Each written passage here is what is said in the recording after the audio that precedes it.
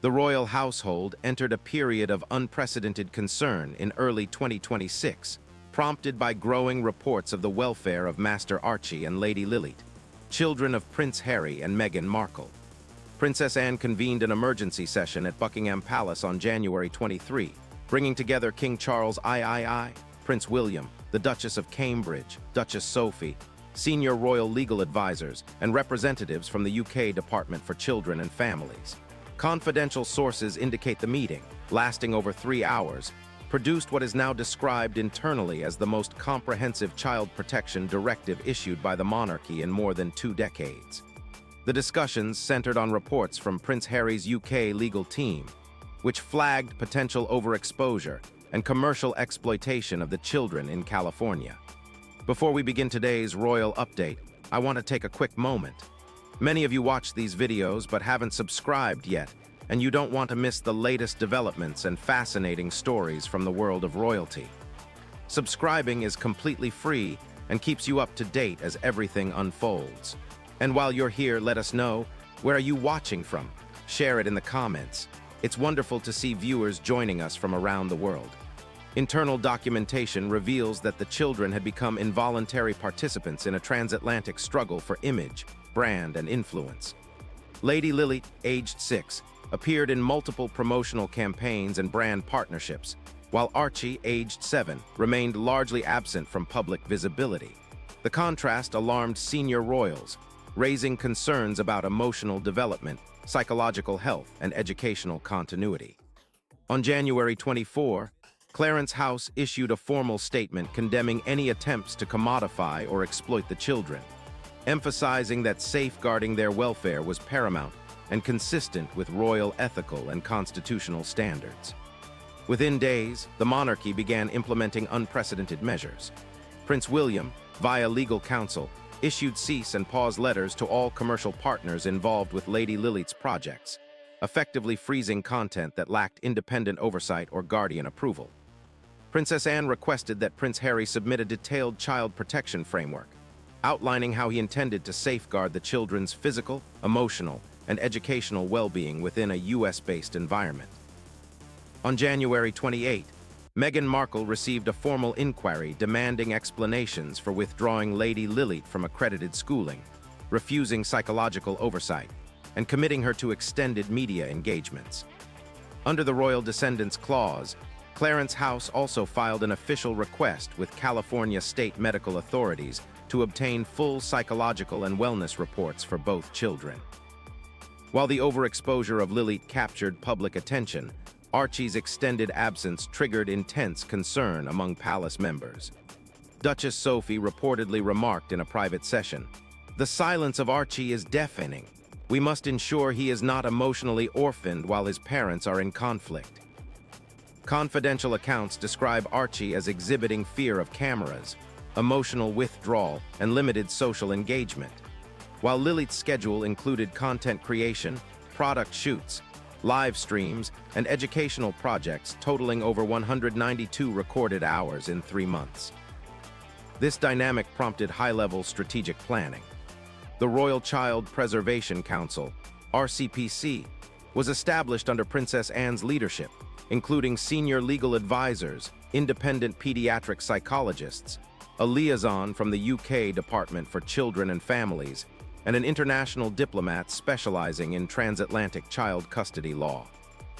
The RCPC's mandate is to provide nonpartisan advisories and interventions in any situation involving risk to royal descendants abroad, particularly when commercial pressures, household fragmentation, or parental legal conflict are present.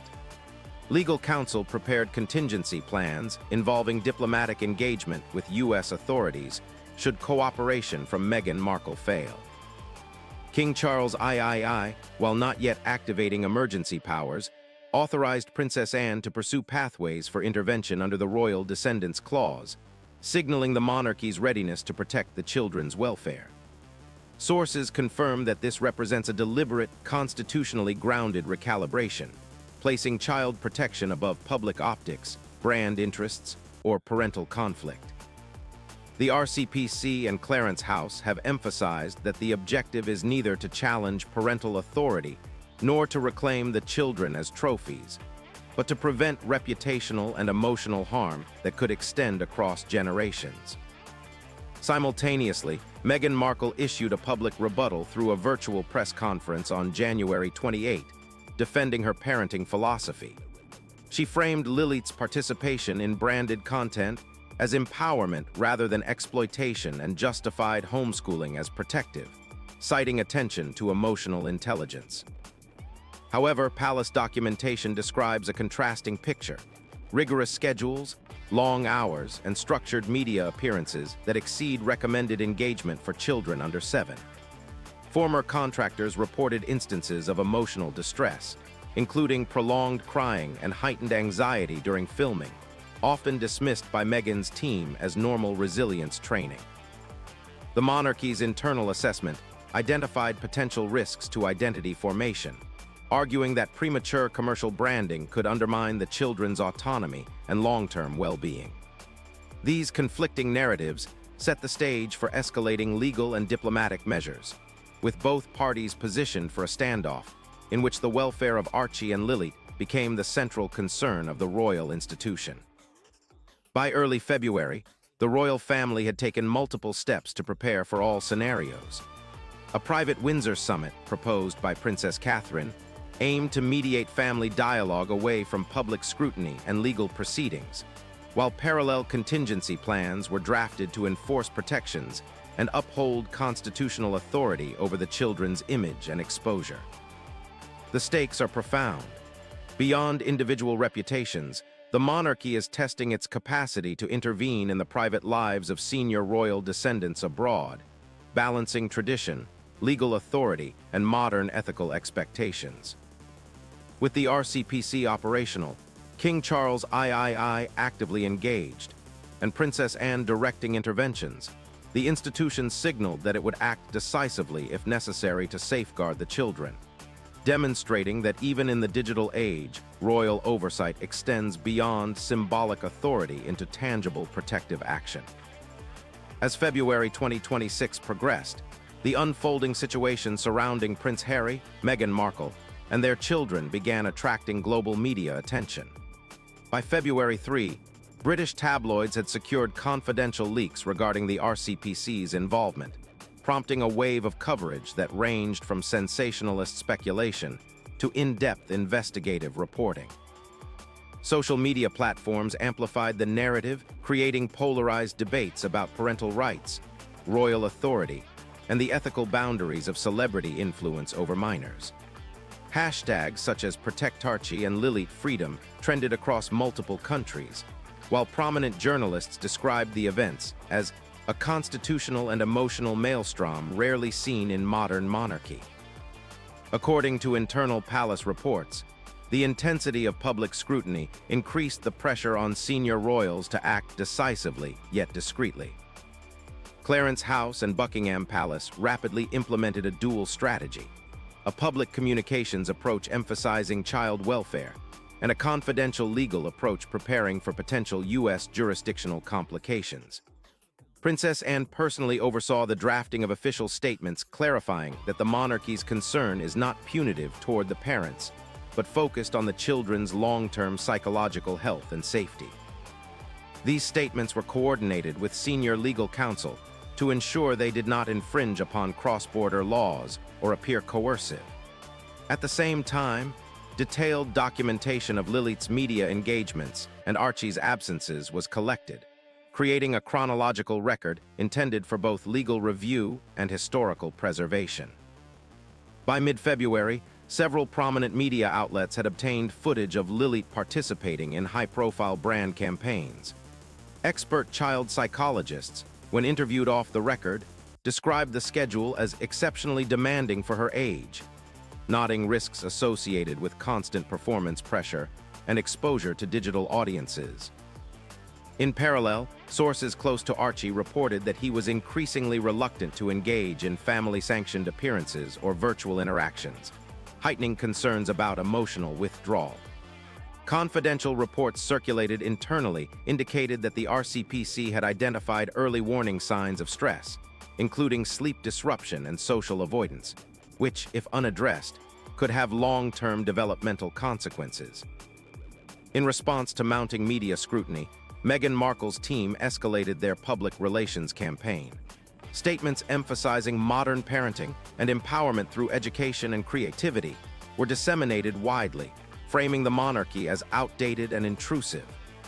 Analysts observed that this strategy polarized public opinion further, with some online communities defending her choices and others supporting royal intervention. Meanwhile, Clarence House and Buckingham Palace maintained a measured tone, emphasizing nonpartisan concern and the principle of safeguarding children above all else.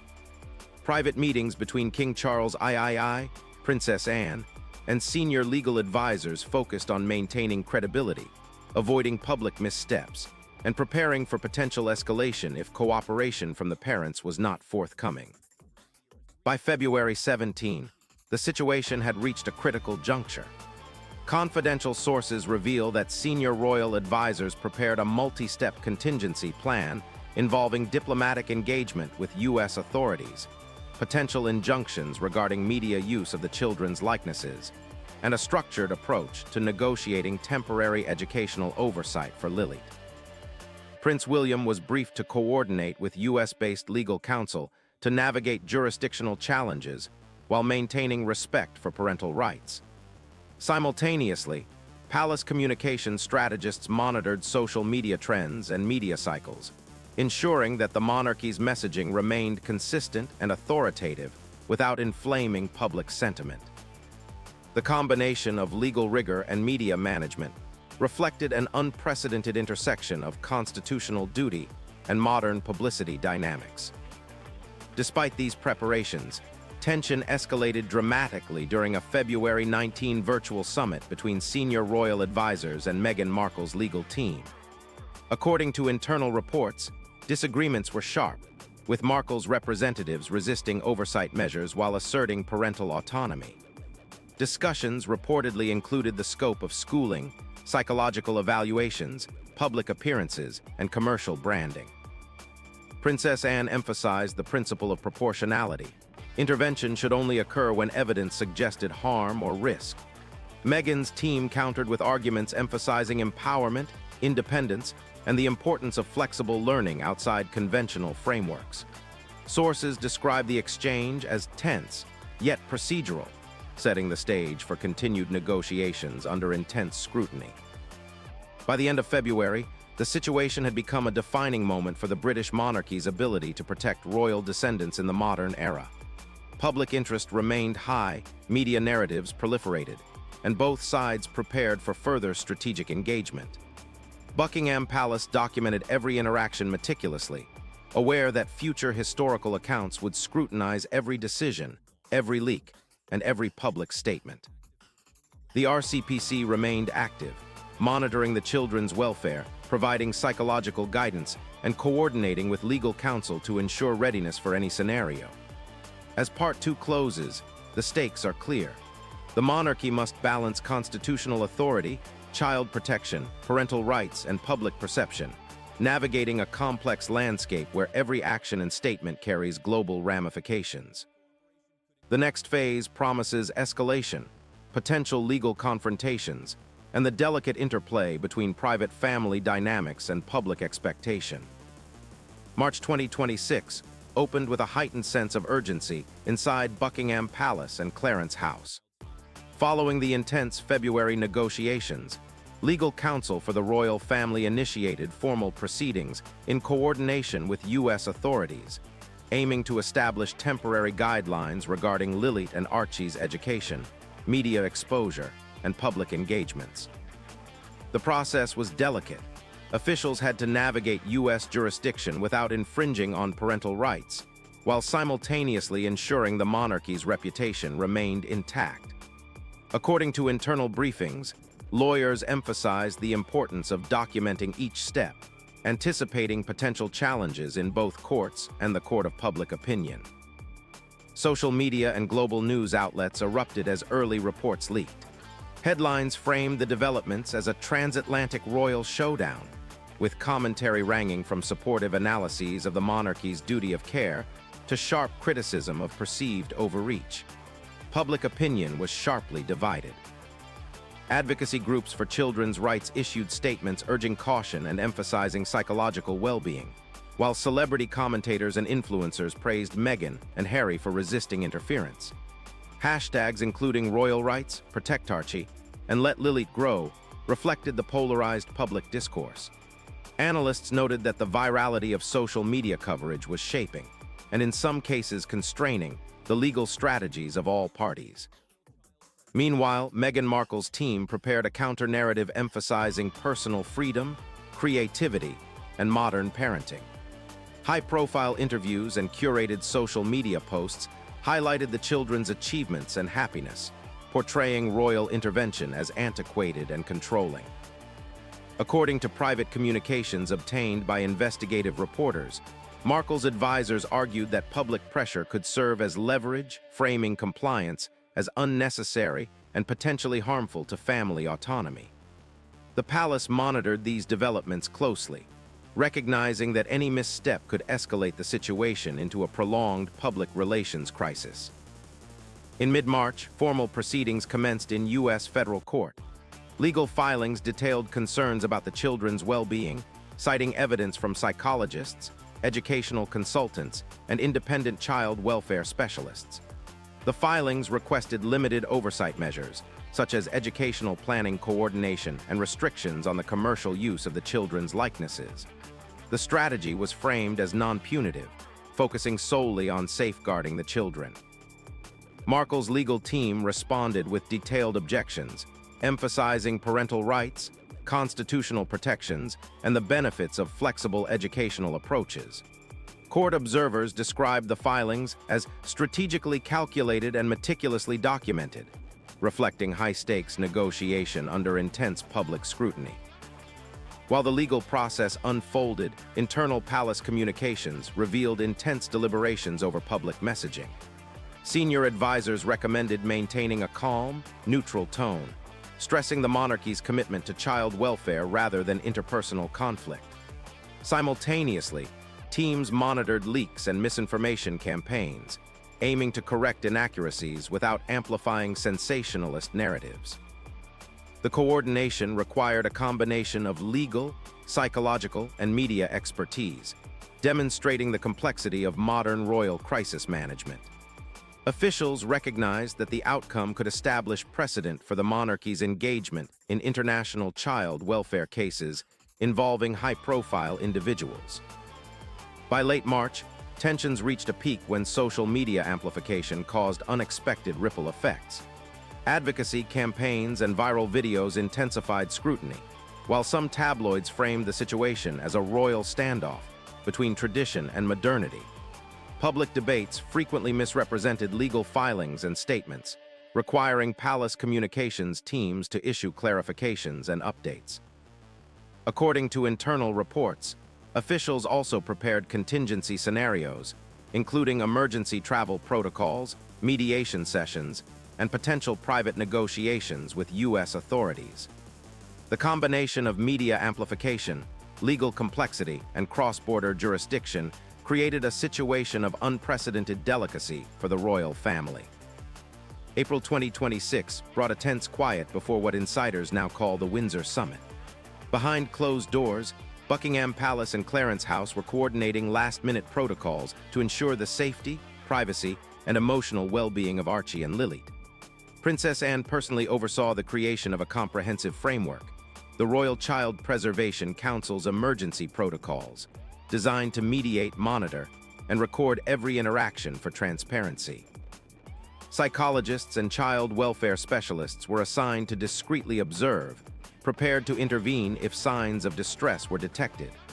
The objective: neutralize any potential emotional or reputational harm before discussions began. The media, however, refused to stay silent. International outlets speculated endlessly about who would attend, the nature of any agreements, and whether Meghan Markle would respond to royal overtures. Social media amplified the uncertainty, with hashtags like Windsor Summit, Royal Children, and Protect the Windsors trending across platforms. Leaks and anonymous tips kept public attention high, while palace communications teams carefully corrected misinformation without fueling controversy. Every rumor became a potential complication, forcing the monarchy to refine its messaging continually, emphasizing child welfare over family politics. Meghan Markle's camp remained publicly quiet but strategically active. Legal advisors and PR specialists circulated internal briefings suggesting potential strategies. Attend the summit to appear cooperative, use the event as a platform to assert maternal authority, or avoid attendance entirely to maintain narrative control. The latter approach, while riskier, could intensify scrutiny on the monarchy and generate sympathetic public coverage, framing any royal intervention as overreach. Meanwhile, Prince Harry expressed cautious optimism, reportedly working with advisors to ensure the summit would prioritize the children's emotional needs rather than parental rivalry. Inside Windsor, preparations were meticulous. Security protocols were reviewed, private quarters secured, and schedules carefully timed to minimize stress on the children. Psychologists recommended limiting exposure to media and ensuring that sessions remained short, structured, and neutral. The palace also drafted contingency measures in case Meghan declined participation, including emergency legal steps, controlled media statements, and reaffirmation of the Royal Child Preservation Council's authority. Princess Catherine coordinated directly with Anne and William, acting as the neutral bridge between all parties. Her handwritten letters to Meghan, emphasizing shared maternal concern, had been delivered weeks earlier but remained unanswered. The moral and symbolic weight of the summit was immense. The monarchy sought not only to protect Archie and Lilibet, but to establish a precedent for modern child welfare in high-profile families, blending legal oversight, psychological guidance, and diplomatic sensitivity. Every advisor recognized that success would require diplomacy, patience, and absolute focus on the children, not the media spectacle. As the date approached, the palace prepared for all eventualities: cooperation, partial compliance, or outright refusal. Each scenario had been mapped, from private interventions to public clarifications, underscoring that the Crown would act decisively to prevent harm. With the Windsor summit days away, tension remained palpable. Public anticipation was matched only by internal anxiety. The children's voices, the parents' intentions, and the monarchy's reputation all hung in delicate balance. The coming days would test not just familial bonds, but the monarchy's capacity to navigate unprecedented challenges in an era dominated by social media scrutiny and transatlantic jurisdictional complexity. The stakes were clear. The future of Archie and Lilibet's childhood and the moral authority of the House of Windsor depended on the decisions made in the quiet halls of the castle in the week to come.